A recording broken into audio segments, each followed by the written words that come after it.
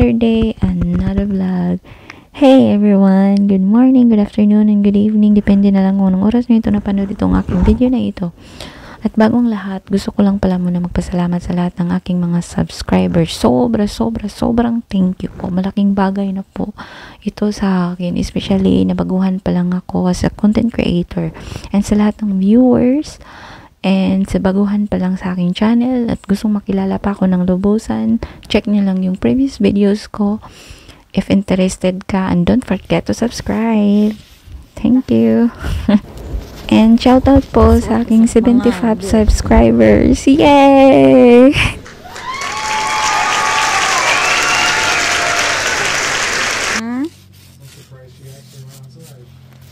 Oh. She's so. Huh? Are you cold? Huh? Are you cold? Ah. Oh, stretching.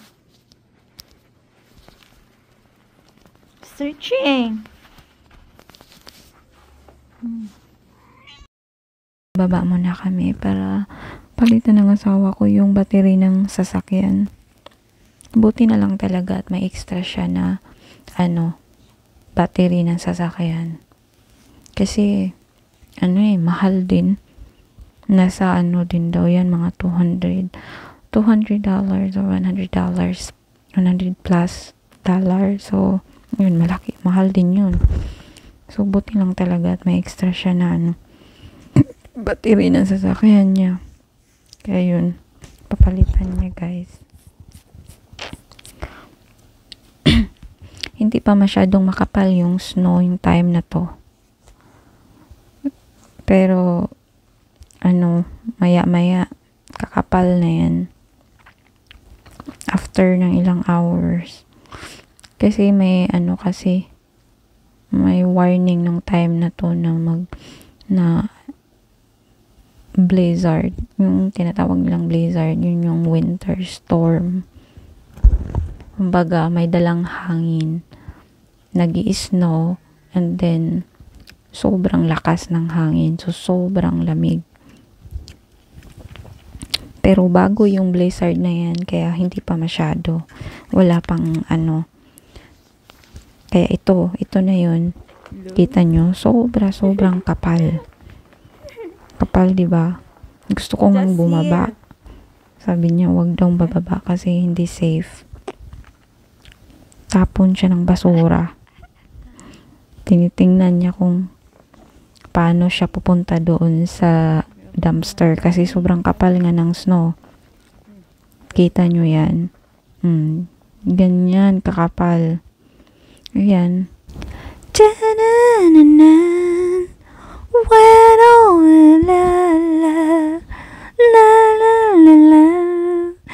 Ako na lang music background para iwas copyright. Oh my God.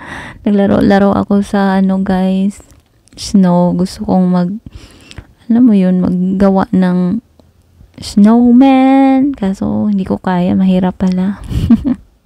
Snowman. Papunta kami ng convenience store, and then may doctor's appointment din ako. Kaya, ayun.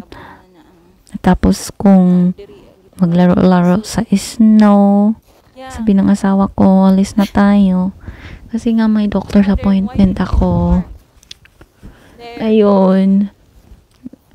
Magpa-pap smear ako, guys. Once a year. Nagpa-pap smear kasi ako once a year. Kita nyo yan. Sobrang lamig. As in, alam mo yung feeling na magsasalita ka na parang nanginginig habang nagsasalita ka, yung labi mo, yung boses mo, sobrang inig. Like that. And guys, nakakatakot din siya. Alam mo yan, tingnan mo yung asawa ko maglakad. Dahan-dahan lang. Kasi hindi ko alam yan dati. Iniisip ko lang dati, basta may snow, lakad ka lang ng lakad. Pero, kailangan mag-careful. Kasi nga, pag yung parang icy, ganun, ang technique, dahan-dahan ka lang talaga maglakad kasi pwede kang mas-slide. And kahit nga yung mga car na, especially pag pinapark mo yung car na parang pababaan, tawag dun. Yung ang may kalsada na sobrang baba ng kalsada, tas icy, naku, hindi safe. Kaya nga hindi siya safe mag-drive ng sobrang kapal pa ng snow. Pero ito kasi inaano na ng mga tawag dito, yung mga tanggal ng snow, tawag dito yung bulldozer ba yun, ano tawag dun? Yung mga kalsada pwede naman na-clear na nila yung sa mga highway, ganyan. Pero ganyan, mga gilid-gilid, hindi pa. Medyo bumpy pa nga yung pagdadrive niya eh. Kasi nga hindi pa masyadong na-clear. Pero dun mismo sa highway, clear na. Yan yun, sobrang kapal at ang lamig talaga niyan. Buti na lang talaga itong car ng asawa ko, yung sa upuan, automatic may parang iinit yung puwet mo. Oh, yeah. Natawa nga ako kasi sabi ko, sa Pilipinas meron din ba ganyan? Sabi niya, hindi ko alam. Usually dito sa mga sasakyan dito sa US. Kasi nga, may winter kasi. Kaya automatic yung car nila, pag pwede mong pindutin, iinit na yung puwet mo. Yun yung purpose, para mabawas-bawasan yung lamig mo. Minsan naman, hindi rin ako tatagal sa ino-off ko na din kasi feeling ko parang mapapaso yung puwet ko. Sobrang init. Pero nakakatulong siya, guys. Pag tiglamig. Ayan, kita nyo yan, yung highway. Nakiklear na nila.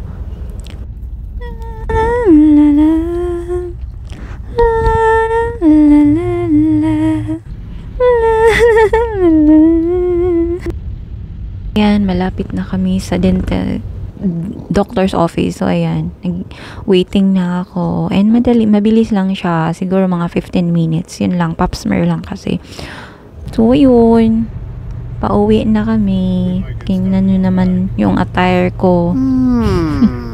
Naka-bonnet, naka-face mask. Kasi nga yung labi ko nanginginig din. Kaya nag-face mask din ako. As in, sobrang lamig. Yun, pauwi na kami.